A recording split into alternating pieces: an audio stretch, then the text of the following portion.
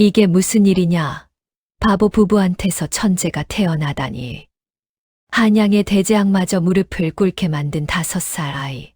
그 아이의 정체는 과연 무엇이었을까요? 장작을 세는 것도 손가락이 모자라던 아버지, 엽전 계산에 늘 속아 넘어가던 어머니. 온 마을 사람들이 비웃던 바보 부부가 낳은 아이는 글도 배우지 않았는데 숫자를 척척 맞추고 5살에 대재학의 난제를 단번에 풀어냈습니다. 대감마님, 기쁨은 나누면 2배가 됩니다. 엽전 열잎으로 나라의 최고 학자를 감동시킨 그 아이는 과연 어떻게 자라났을까요? 그리고 바보라 불리던 부모는 정말 바보였을까요? 저의 이야기가 계속될 수 있도록 구독과 좋아요로 응원의 마음을 보태주세요. 자, 그럼 오늘도 가슴 뭉클한 옛날 이야기 지금 바로 시작합니다. 옛날 옛적 한양에서 멀지 않은 작은 마을에 모두가 비웃는 부부가 살고 있었습니다. 남편 철수는 장작을 팔아 근근히 살아가는 나무꾼이었는데 머리가 둔하기로 소문이 자자했습니다. 아침에 나무를 몇 개 팔았는지 세는 것도 손가락이 모자라 발가락까지 동원해야 했지요. 아내 순이도 마찬가지였습니다. 물레질을 하다가도 실이 몇 차례인지 헷갈려서 늘 손해를 보았고 장에 가면 엽전 계산을 제대로 못해 상인들에게 속아 넘어가기 일쑤였습니다. 허허, 저 바보 부부 좀 보게. 둘이 합쳐도 제대로 된 사람 하나 목도 못하겠어. 그러게 말일세. 저런 것들이 무슨 자식을 낳는다고 난리야. 바보 부모 밑에 바보 자식 낳는 법인데. 마을 사람들은 그렇게 수군거렸지만 철수와 순이는 개의치 않았습니다. 비록 머리는 둔했지만 서로를 아끼는 마음만큼은 세상 그 누구보다 깊었으니까요. 그러던 어느 봄날 순이가 아이를 가졌습니다. 여보, 우리한테도 아이가 생겼어요. 순이가 수줍게 말하자 철수는 기쁨에 겨워 방방 뛰었습니다. 정말이오? 정말. 아이고, 이를 어쩌면 좋소. 하지만 마을 사람들의 반응은 싸늘했습니다. 바보 둘이서 무슨 아이를 키운다고. 저 아이도 분명 바보로 태어날 거야. 불쌍한 것. 태어나기도 전에 운명이 정해졌구만. 10달이 지나 순이는 건강한 사내 아이를 낳았습니다. 아이는 울음소리도 우렁차고 눈빛도 또렷했습니다. 여보, 이 아이 이름을 뭐라 지을까요? 글쎄요. 나는 글자도 잘 모르는데 그냥 돌쇠라고 부릅시다. 돌쇠, 좋아요. 돌처럼 튼튼하게 자라라는 뜻이겠지요. 부부는 비록 가난했지만 정성을 다해 아이를 키웠습니다. 철수는 하루 종일 나무를 팔아 번 돈으로 쌀을 사왔고 순이는 밤낮으로 물레질을 해서 아이 옷을 마련했습니다. 세월이 흘러 돌쇠가 5살이 되었을 때였습니다.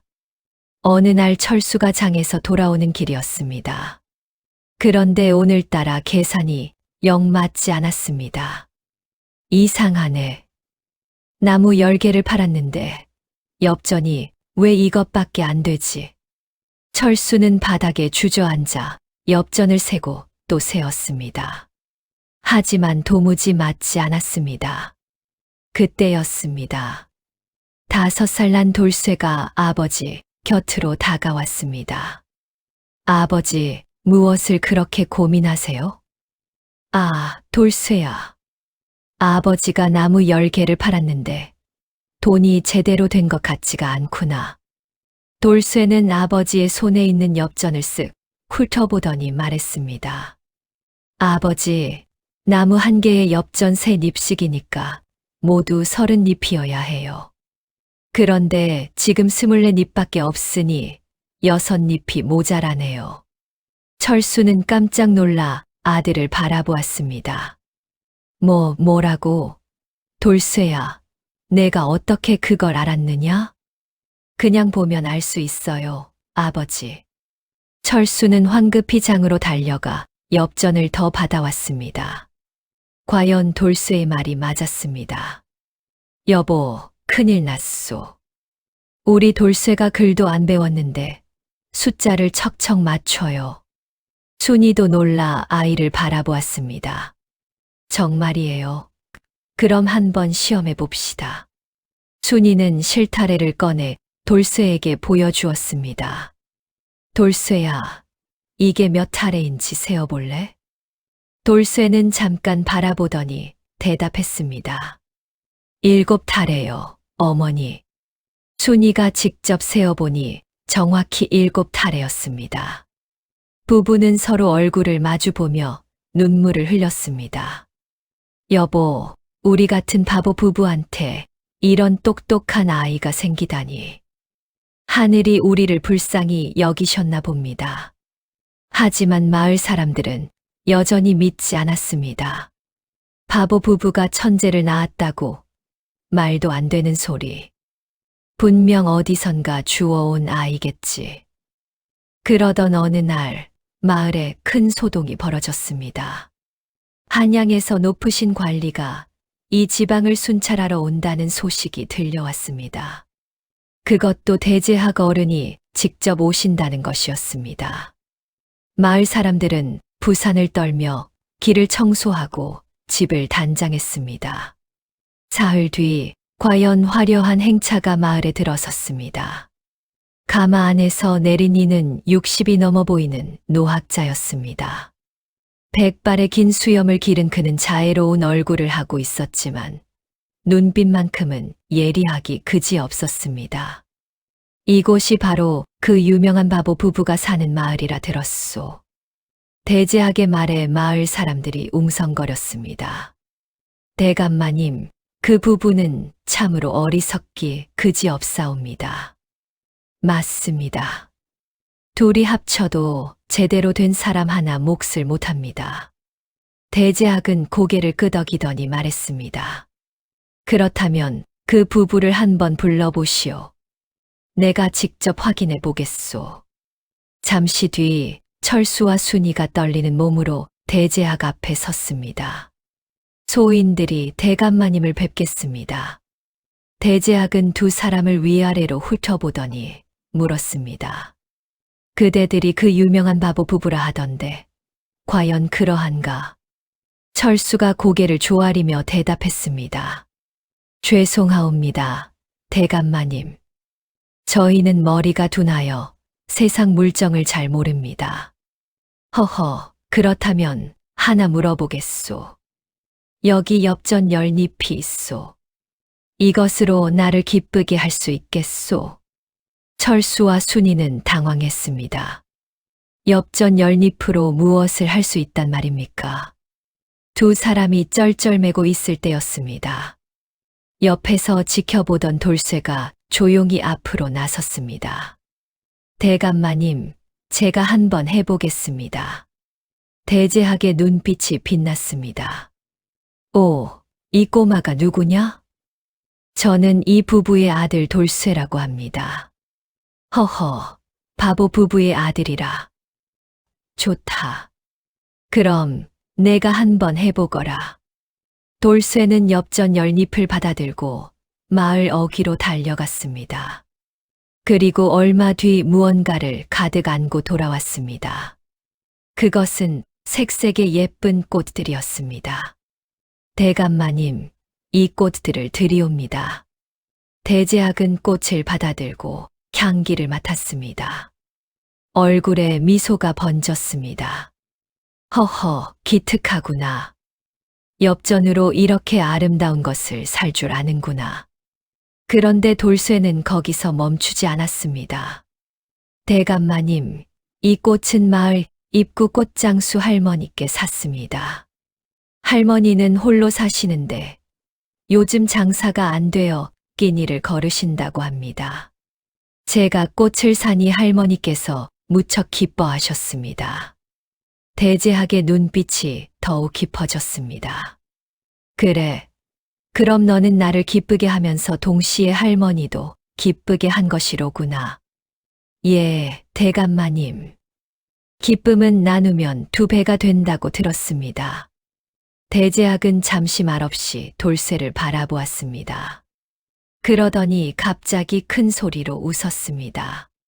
하하하, 훌륭하다, 훌륭해. 이 아이야말로 진정한 천재로구나. 마을 사람들이 술렁였습니다. 대제학은 철수와 순이를 불렀습니다. 그대들, 비록 머리는 둔하다 하나 마음만큼은 착하오. 그 착한 마음이 이토록 훌륭한 자식을 낳은 것이오. 대감마님, 그게 무슨 말씀이십니까? 이 아이는 숫자를 잘 아는 것뿐만 아니라 사람의 마음을 헤아릴 줄 아오. 이것이야말로 진정한 지혜요. 대제학은 품에서 은자 한 양을 꺼내 철수에게 건넸습니다. 이 돈으로 아이에게 글을 가르치시오. 이 아이는 반드시 큰 인물이 될 것이오. 철수와 순이는 땅에 엎드려 절을 했습니다. 대감마님의 은혜 평생 잊지 않겠습니다. 대제학이 떠난 뒤 마을은 떠들썩했습니다. 바보 부부가 천재를 낳았다니. 역시 사람은 겉모습만으로 판단할 게 아니야. 철수와 순이는 대제학이 준 돈으로 마을의 훈장님을 찾아갔습니다. 훈장님, 저희 아이에게 글을 가르쳐 주십시오. 훈장은 처음에는 고개를 저었습니다. 바보 부부의 자식이라니. 글을 배워서 뭐 하겠소. 하지만 대제학의 이야기를 듣고는 생각을 바꿨습니다. 그렇다면 한번 시험해 보지요. 훈장은 돌쇠에게 천자문 첫 구절을 가르쳤습니다. 하늘천, 땅지, 거물현, 누를황. 놀랍게도 돌쇠는 단 한 번 듣고 외워버렸습니다. 훈장님, 천지현황이 무엇을 뜻하는 것입니까? 하늘과 땅이 검고 누렇다는 뜻이지. 그렇다면 왜 하늘은 검고 땅은 누런 것입니까?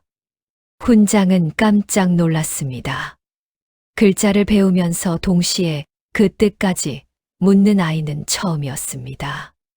허허, 기특하구나. 하늘이 검다는 것은 밤하늘을 뜻하고 땅이 누렇다는 것은 황토를 뜻한단다. 아, 그렇군요. 그날부터 돌쇠는 훈장에게 글을 배우기 시작했습니다. 세월이 흘러 돌쇠는 10살이 되었습니다. 이미 사서삼경을 모두 읽었고 시를 지으면 마을에서 따라올 사람이 없었습니다. 어느 날 다시 한번 대제학이 마을을 찾았습니다. 그 아이가 어찌 되었는지 궁금하여 왔소. 훈장이 돌쇠를 데리고 나왔습니다.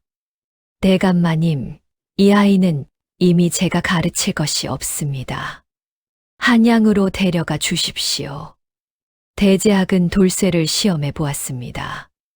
내가 시 한 수를 지어보겠느냐? 무엇에 대한 시를 지으면 되겠습니까? 저 앞에 보이는 산에 대해 지어보거라. 돌쇠는 잠시 생각하더니 입을 열었습니다. 첩첩산중 구름 사이로 홀로 선 소나무 바람을 맞네. 뿌리는 바위를 뚫고 내려가고 가지는 하늘을 향해 뻗어 있네. 세월이 흘러도 푸르름을 잃지 않으니 이것이 바로 선비의 기상이로다. 대제학은 감탄했습니다. 훌륭하다. 이 나이에 이런 시를 짓다니. 대제학은 철수와 순이를 불렀습니다. 내가 이 아이를 데려가 키우겠소. 과거를 보게 하여 훌륭한 관리로 만들겠소. 철수와 순이는 눈물을 흘렸습니다. 대감마님, 저희 같은 바보 부부가 어찌 감히. 아니요. 그대들은 바보가 아니요. 착한 마음씨로 이토록 훌륭한 아이를 키워냈으니 그보다 더 현명한 일이 어디 있겠소.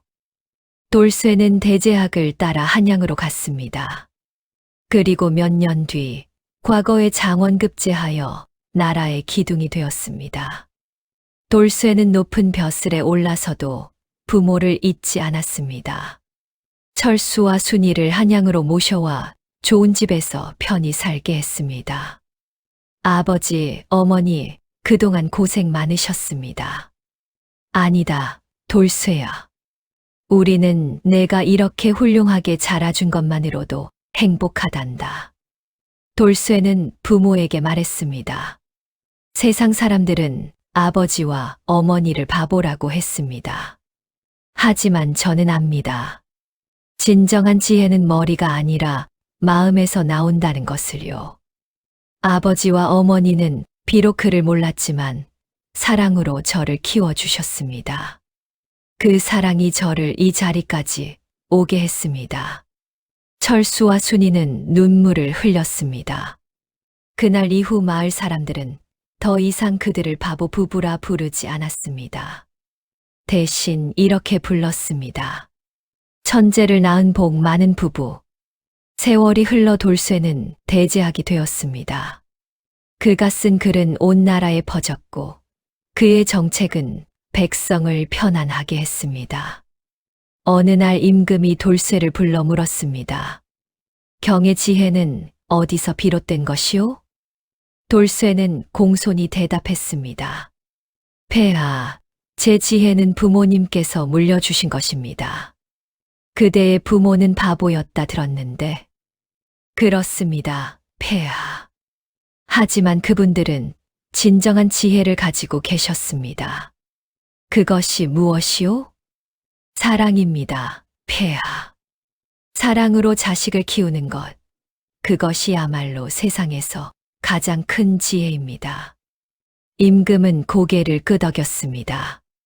과연 그대의 말이 옳소. 지혜는 머리가 아니라 마음에서 나오는 법이요. 그날 밤 돌쇠는 부모님이 계신 곳으로 갔습니다. 아버지, 어머니, 오늘 임금께서 제게 물으셨습니다. 제 지혜가 어디서 비롯되었느냐고요. 그래서 뭐라 대답했느냐? 부모님의 사랑에서 비롯되었다고 했습니다. 철수와 순이는 서로를 바라보며 웃었습니다. 우리 같은 바보 부부가 이런 훌륭한 아들을 두다니. 여보, 우리가 바보가 아니었나 봅니다. 사랑할 줄 알았으니까요. 돌쇠는 두 분의 손을 잡았습니다. 맞습니다. 진정한 지혜는 사랑하는 것입니다. 그렇게 세월이 흘러 철수와 순이는 편안히 눈을 감았습니다. 마지막 순간까지 두 사람은 웃고 있었습니다.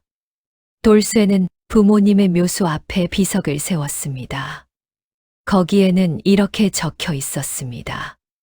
여기 세상에서 가장 지혜로운 부모가 잠들어 계시다. 그분들은 사랑으로 자식을 키웠고 그 사랑이 나라의 기둥을 만들었다. 이 이야기는 지금도 사람들 사이에서 전해집니다. 진정한 지혜는 머리가 아니라 마음에서 나온다는 것을. 사랑으로 키운 자식은 반드시 훌륭하게 자란다는 것을.